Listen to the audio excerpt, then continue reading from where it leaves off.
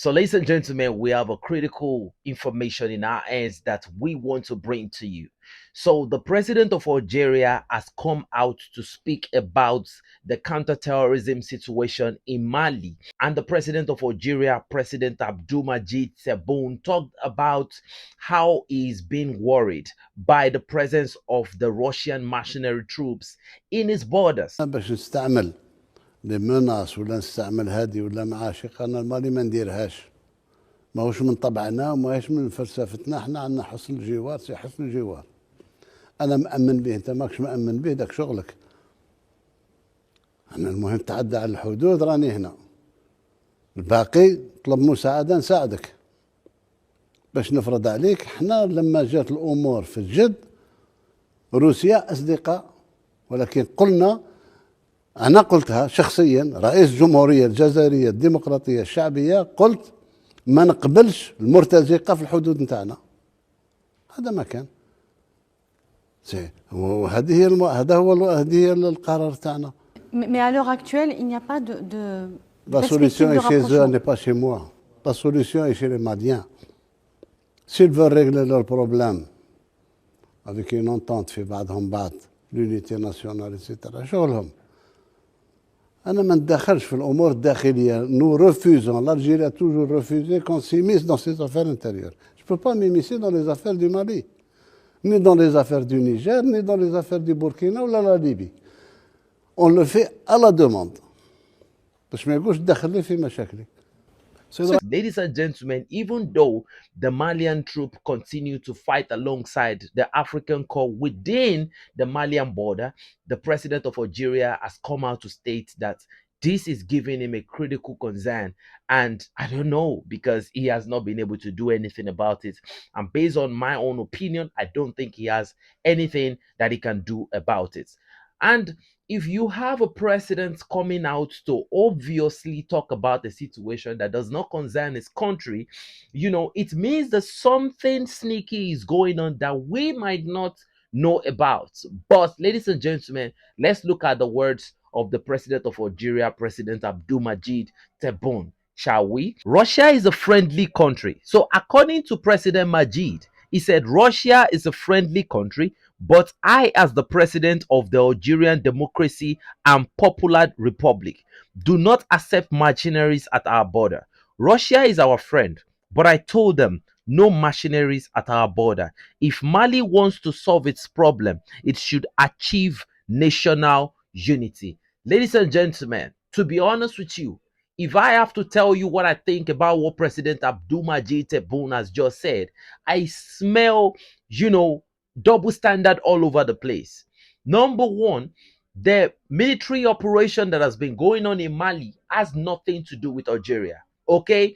I think, for the president of Algeria to be coming out to be stating the obvious, because the obvious in this situation is that the FLA fighting force have been depleted to the point where they can no longer fight alone again. Now we are having a combined assault by both the FLA fighters and the JNIM terrorist sect. Now the equipment that they are taking from the Ukrainians are being passed down now to the JNIM terrorist sect. So today, as we speak, as I'm talking to you right now, there was an assault on a 30 vehicle convoy of the Malian armed forces. And ladies and gentlemen, a lot of FLA fighters kissed the dust today as I speak to you again. Ladies and gentlemen, the last time we checked, the battle that has been going on between these FLA fighters and the Malian armed forces has taken place inside Mali. And apart from that, these FLA fighters, majority of them come right from inside Algeria. That is why the African Corps has always shelled them, even right where they stand at that border. That we are shelling rebels at your border does not mean that we've encroached on your territorial sovereignty, because the Malians did not go into Algeria to fight. The last time I checked, it was even Algeria that shot down a Malian drone inside the Malian territory. So what is this president talking about? Talking about territorial sovereignty and all of that. They support everything that the terrorists do. They fund them. There are clear evidences. Again, I am going to say this is a double standard, because if you can call AFRICOM a legitimate organization because they represent the hegemonies, they represent the United States, right? You don't call them mercenaries. And they are foreign fighters. They are US fighters in Africa. Number one, does US fighters belong in Africa? Are they not supposed to be in US defending the territorial integrity of US? What are they doing in Africa? Fighting for the interest of the United States, helping their ally government to override the will of the people and establish their colonial interests. So those ones are not rebels. Those ones are not mercenaries. But when Mali called, so let's even say that the Russian private military company that came to Mali to help the Malians, let's say they were previously mercenaries. But the name of the organization has now been changed to African Corps. It's no longer a private military company. It's now a legitimate organization representing Russia in Africa. And now it's not just Russian fighters, it's Malian fighters are there, Russian fighters are there. So what? I don't see a difference between the African Corps and the AFRICOM. There is no difference. You are just pro one organization and against one organization.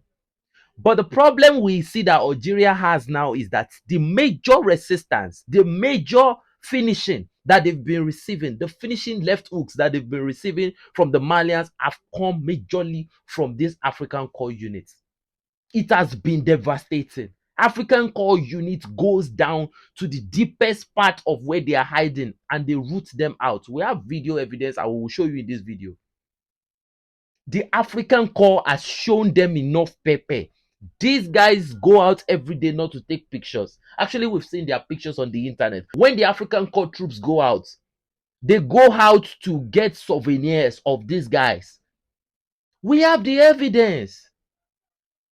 So the Algerian president can no longer deny the fact that these rebels have now been depleted to the barest minimum, that they can no longer take on the Malian armed forces again on their own. Now, to get more bodies, they now have to be recruiting and collaborating with JNIM, which is a known terrorist organization, which makes all of you a terrorist group. And what happens to terrorists? You send them back to their 72 virgins. Okay, this African Corps that we're even talking about, what did they do wrong in particular? Okay, let me tell you what the African Corps did wrong. The Malians called for help when France could not sell any little weapon of reasonable meaning to them. The only country that did not only sell equipment to Mali, but sent security forces down to help them train some of their troops, help them in combat, that really showed that we are ready to step in and help you, is Russia. And a lot of people will think, oh, the Malians are not, the Malians are more than capable. But I can tell you, before Assimi Goïta came to power, almost the entire Mali was under the control of these elements.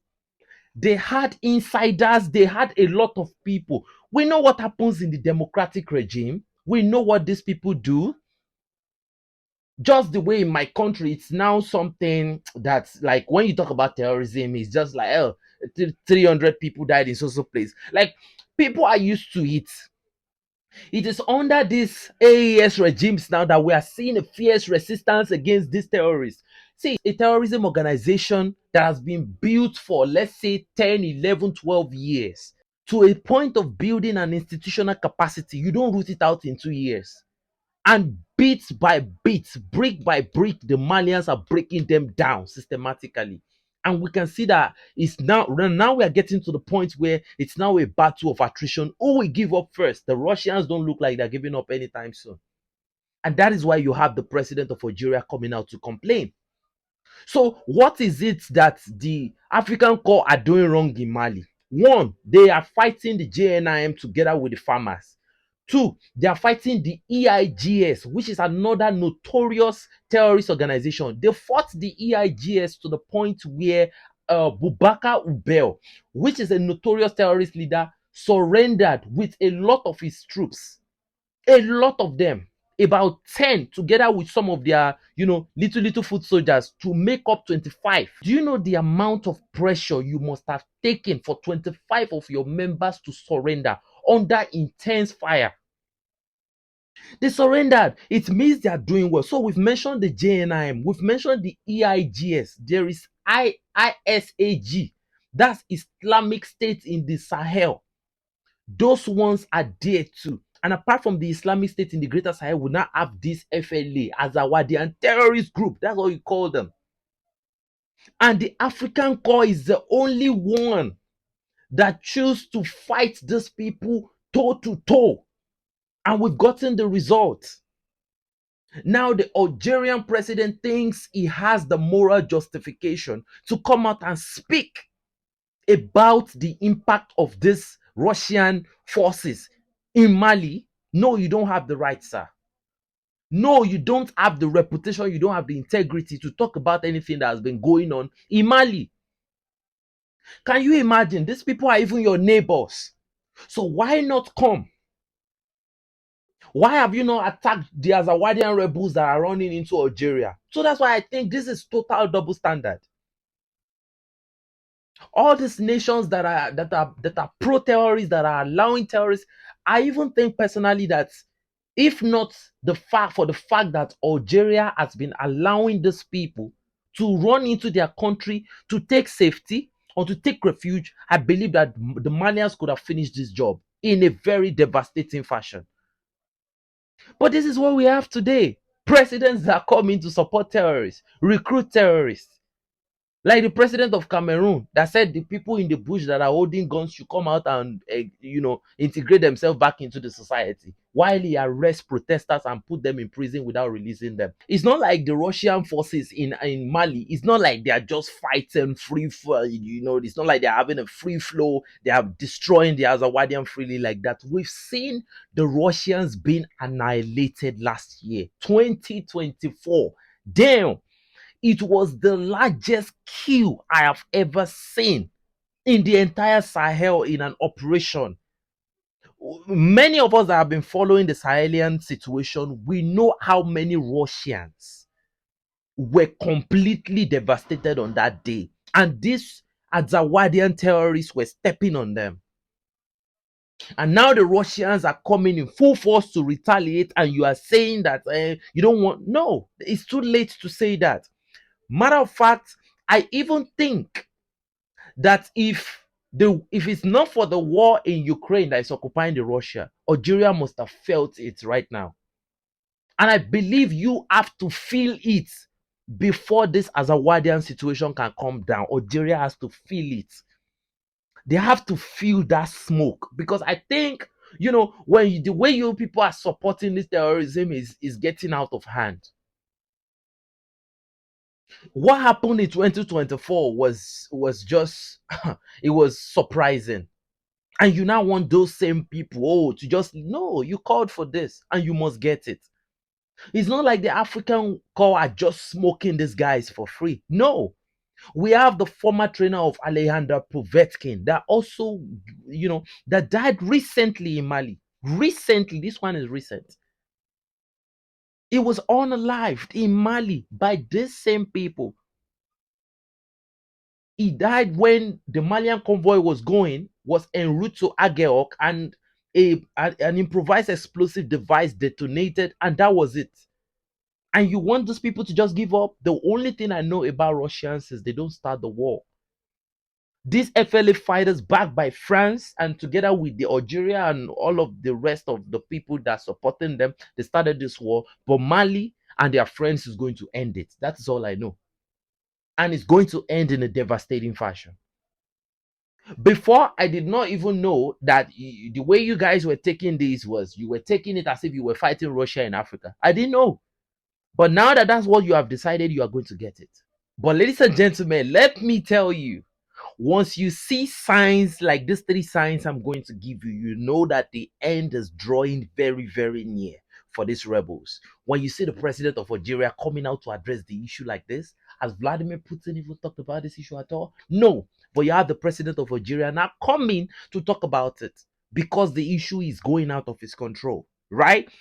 When you have the FLA fighters who were independently attacking the Malians before, they are now combining with the JNIM, who recruits kids from all over the place. Kids, not even, when you now have them coming in with a lot of equipment, the war is going out of their control. When you have them using drones, it's not because they are trying to save numbers, because the numbers have depleted beyond measure. Ladies and gentlemen, there was a tribute recently to mark the information we provided to you on this platform about, the serious neutralization of these elements. Ladies and gentlemen, they can pretend in public as if nothing happened. I have some people even on this channel that come out to send me dangerous message. They even come to the point where, they speak against what we do here. But ladies and gentlemen, I'm going to tell you this. You people can no longer deny this harsh whooping that you are taking every day. Just admit it. It's good to admit it. I'm going to show you guys one of the evidences of a major defeat that the Azawadians just took recently from the African Corps. Our Azawadian martyrs are the sacred forces of our resistance, falling, standing for freedom and justice. Their blood nourishes our struggle, and their courage shapes our future. The sacrifice will never be forgotten. Ladies and gentlemen, you know what I see? I see people that have been sent to their 72 virgins. And listen up, today, again in Mali, today again, as I'm speaking to you, another fierce battle happened in Mali. Recently the Malians have been shipping in military armaments because Algeria knows everybody is about to get it full scale right now. The Malians are no longer, handling this issue the way they used to handle it. Even me, I've been asking that why are they handling this as if it's a special operation? There should be a full scale knockout here. And I think they are suspecting that the Malians is up to, they are very, very up to something. The drones are getting jammed right now. The kamikaze drone, the FPV is no longer working like it used to work. But today, there was a serious attack on the Malian convoy, which had about 30 vehicles, including APCs and some armors. Ladies and gentlemen, it was a serious attack along the road of ALGERIA'S. We have the reports. Now, today, a convoy of 30 vehicles were en route to Mali ALGERIA'S. FLA fighters and JNIM attacked this vehicle with drones. That is the perfect report because this is the spokesperson of the FLA and the JNIM. But many of the rebels kissed the dust. Ladies and gentlemen, according to this fight that happened.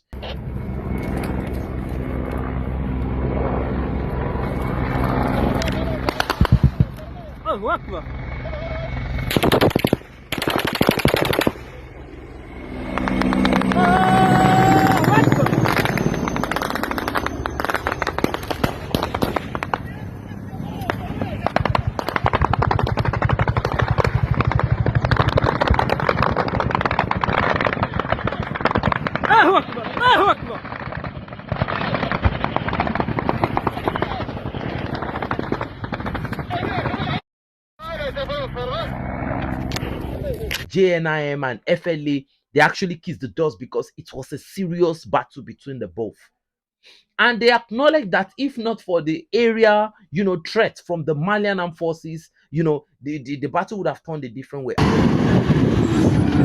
Donc alhamdulillah يبرقوا من الانتظار سنين الرتلي كثرة تشجره مرسي الخارجين donc اللي أتيت توجدنا نساء الرتل والبيا سجل بكسب السادة شرينا كان ضعنا بلادس كان ضع فاما قاتية ليس donc جاونا الخارجين ممكن كنا نضم تودنا مروق لنا الجنرال ديفيزيون اللي جاكمو donc كنا نتا وتداونا مروق لنا نعود من مالي بريزيدان دي ريبوبليك اسمي غويتا donc نلا وتا اساس لورن لا يفرندا جلهو قاتيا انت راتب ردد Mali! I don't think it would have turned a different way.